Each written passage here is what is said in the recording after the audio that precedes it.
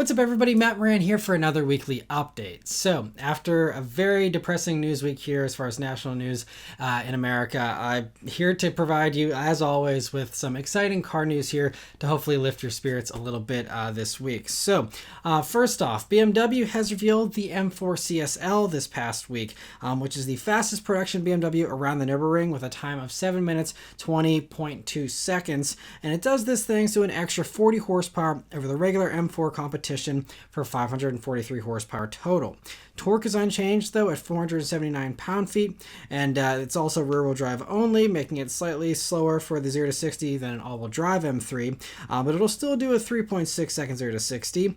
One of the upsides of being rear-wheel drive though is the lighter weight. In addition to the other weight-saving measures, they said that all total they've lost 240 pounds over a regular M4 competition, and a good chunk of that weight came from removing the rear seats, but there's also extensive use of carbon fiber that's being used for the unique hood, roof, trunk lid, racier front seats, which those alone save 53 pounds. Another 46 pounds came from lighter wheels, the carbon ceramic brakes, and some chassis components, which are now forged. 33 extra pounds were saved by throwing out some sound insulation in some areas and using lighter sound insulation in other areas. Other performance improvements include increased downforce from the bigger ducktail spoiler there, better airflow with the more open grille design, a unique tune for the adaptive M suspension, the addition of helper springs for more linear and predictable handling at the limit, ball joints on the rear subframe, control arm mounts, a slightly lower ride height, Michelin Pilot Sport Cup 2R tires that are 275 in the front, 285s in the rear,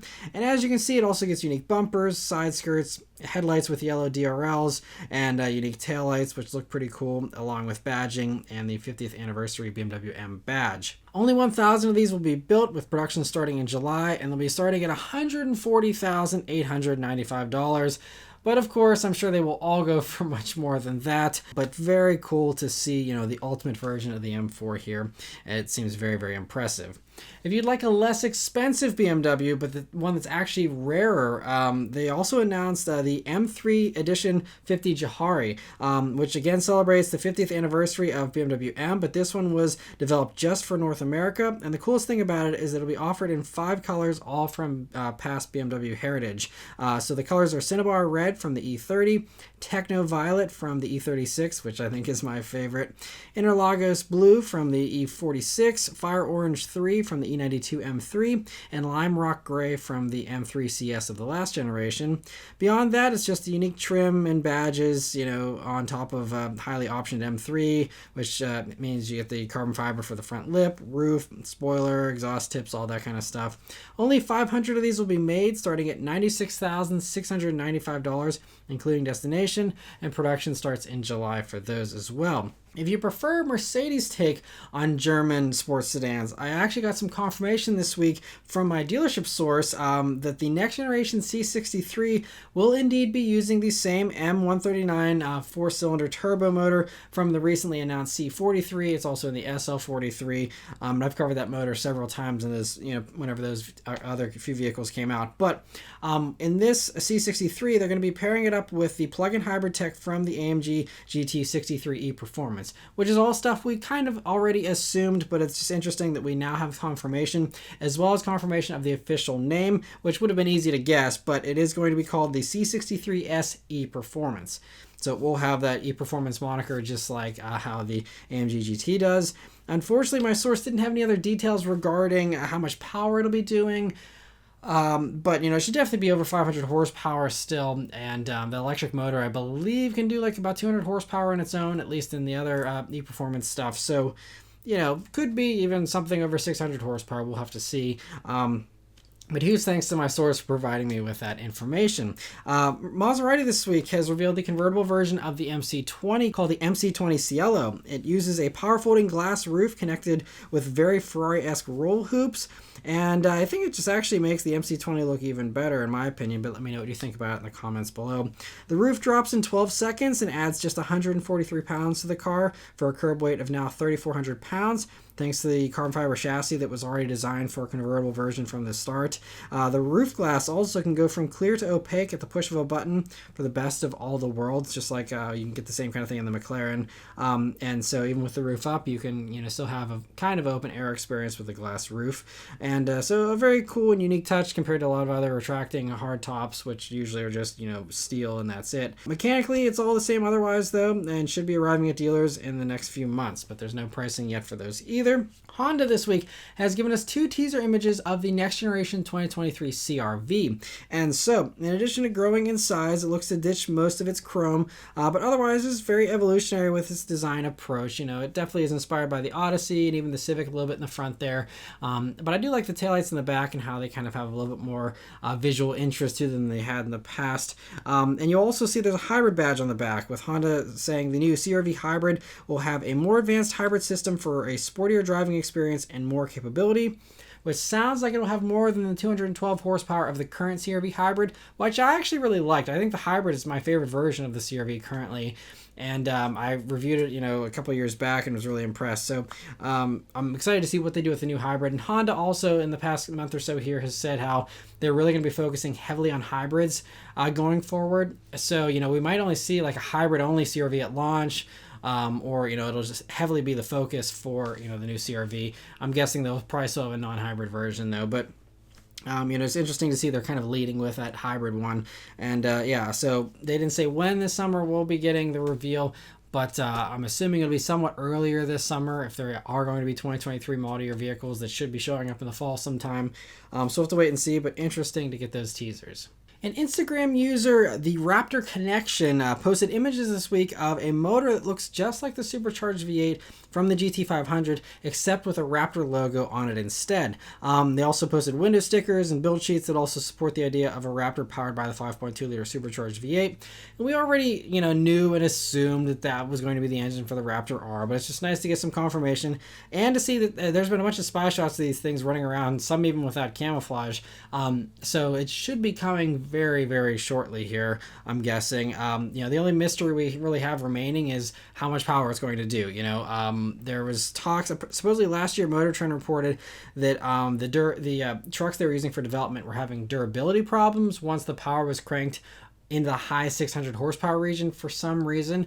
I'm not sure, what the issue is. Obviously the motor can do 760 horsepower in the GT500, so I don't know why it was struggling, but regardless, so Motor Trend seems to think it'll be somewhere, in the 650 range possibly, but, there's also been talks of how Ford really wants to beat the TRX, and to do that, they have to have over 700 horsepower, which that motor easily can do as long as they can get everything else to cope with that. So we'll see, what ends up happening there, whether they do actually beat the TRX or not.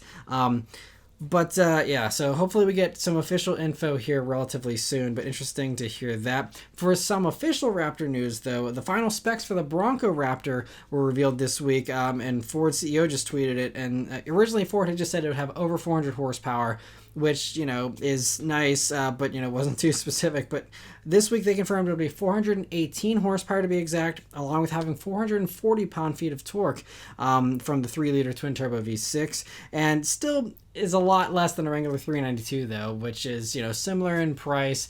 Obviously, kind of has a different mission than this vehicle, but it's just worth noting that even the torque is less than even a Wrangler 4xe, which is the plug-in hybrid, normal Wrangler. So, but it still should be enough, I'm sure, for people that are buying these and they're not going to care. And also another thing people probably won't care about that buy Bronco Raptors here is that the fuel economy numbers also came out along with the power numbers here. So Bronco Raptors will be getting 15 mpg in the city, 16 on the highway, and 15 combined. So, not really any fuel economy savings going for that V6 over the V8. It's actually funny, the V8 Wrangler gets one better mpg on the highway than the V6 Raptor here does for the Bronco. So kind of funny. You'll actually get better fuel economy in the V8 Wrangler. I wish they would have just put the V8 in the Bronco and called it a day. But anyway, I'm sure, these things will have sky-high markups, and there'll be a long, long line of people to buying these anyway, so it doesn't really matter, but they're on track to arrive at dealers this summer. So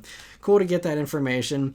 Toyota continues with what seems like dozens of special editions here they've been rolling out over the past month. And so this week they debuted the 2023 4Runner 40th Anniversary Edition. And this one is actually a pretty cool look with the retro stripes that go up the C-pillar there in the old TRD racing colors, along with bronze wheels and badges. Inside it gets more badging and bronze contrast stitching. It'll be available in black, red, or white, and only 4,040 of them will be made. And in addition to that, all 2023 4Runners also now get blind spot monitoring, rear cross traffic alert, and LED headlights as standard, but there's no pricing for any of them yet. But 4Runner continues on here. We'll see, when we get a new generation of that, but it'll probably be a while still. Also, Dodge has a special edition of their own to debut this week. So they are debuting the Hemi Orange pack that can now be added to the 2022 Durango RTs. It's kind of strange they're rolling this out at the end of a model year. I don't know if it's going to be a very short-lived thing or if this will blend over into 2023s. But anyway, as you might have guessed, it gets orange accents with hood stripes, orange brake calipers behind black wheels, along with black and orange badging, darker taillights, and inside it gets, you guessed it, orange stitching. So it'll be costing $2,000 to add onto a regular Durango RT, and it's available now. So nice little package there. And for a much more substantial package upgrade here, Bentley has rolled out this new trim level for their entire range of models called the Azure. And so it's kind of the opposite of the speed trims, where those are focused on being a little higher performing. The Azure is focusing on long distance comfort. And so they all get 22-way front seats that have 6 different massage programs, in addition to being heated and cooled, of course. The seats also get comfort headrests, whatever that entails. Now, that's not all, though. They also say they consulted with neuroscientists to understand the interrelationship of color, texture, tactility, and even scent to create an atmosphere of relaxed serenity. And they added that every fabric, sound, motion, color, and touch continuously impacts our nervous system, and the Azure cabin has been finessed accordingly. So some examples of that finessing are that it has wellness quilting on the seats that supposedly encourages touch along with being visually pleasing, and the open pore wood options were designed to provide a sense of calm, which I can agree we all certainly need these days. But beyond the interior, Azure models get unique wheels, chrome grills, the 48-volt anti-roll system for a smoother ride, and all the driver assistance tech that Bentley offers. Plus you get Azure badges, of course, and there's no pricing given for these because anyone buying them, it doesn't really matter. But very interesting. That's some of the most heavily worded marketing speak that I've read in a while in a press release. I mean, that's like really, I know it's Bentley after all, but I mean, man, talking about neuroscientists and everything else, like kind of off the deep end. I mean, hey, if I had the money, I'd buy one of these myself, but it's just kind of wild how they've gone to such great lengths here just to say it's really luxurious. Like, we get it. I mean, I'm sure it's no hardship riding in any Bentley for a long distance, but nice that I guess this one is a little bit more comfortable, and so interesting to see that. And the last news story this week is a report by South Korean website Chosun Ilbo, which claims that the Hyundai Sonata won't get a next generation version after this current one is done. So keep in mind, Hyundai, it seems like they're continually in the news and they're constantly dispelling rumors and saying like, no, this is wrong. No, this isn't actually happening. So take this with a heavy grain of salt. But the justifications given in this report do seem to make sense, but that doesn't always mean that it's actually true. So anyway, the report claims to have insiders that say that the Sonata is going to be discontinued and that its production lines will be converted to build EVs. And their justifications are that they're having a sales decline for not only just the Sonata, but the segment in general. Obviously, midsize sedans getting less and less popular as everyone flocks to trucks and SUVs. And the Sonata, has been hit by that. But also, there's been previous rumors of drama within Hyundai that people in the company are really upset about this redesign because supposedly they're connecting that to why the sales of the Sonata were tanking even quicker than normal. I wasn't able to find sales numbers for the Kia K5 to see how that has fared against the overall market trend for sedans, but it seems like the K5 has been received a little bit better than the Sonata, so I think that Hyundai is kind of upset about that as well, and that's one of the other reasons why it just the Sonata's just headed downhill quick, I guess.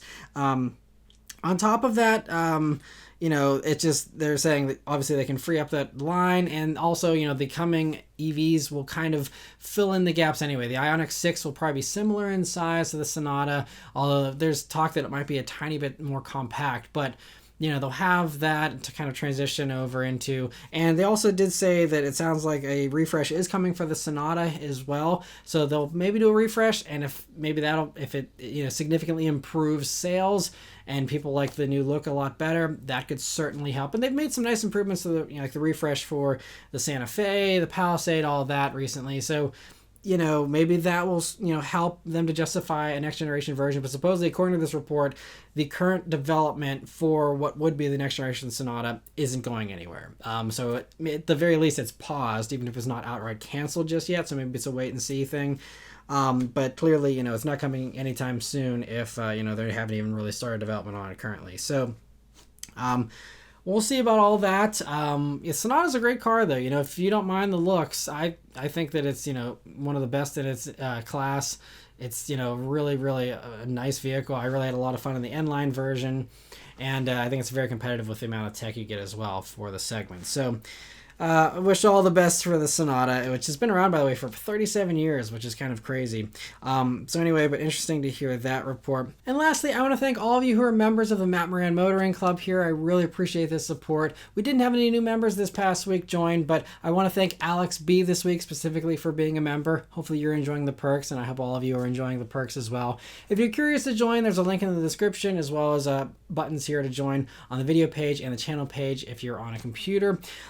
And so, yeah, I really appreciate the support from all of you. But anyway, that's it as far as all of the news this week, guys. So let me know your thoughts on all the stuff in the comments below. Thank you guys very much for watching. Please continue to stay safe and healthy, and I'll see you guys in the next one. Take care.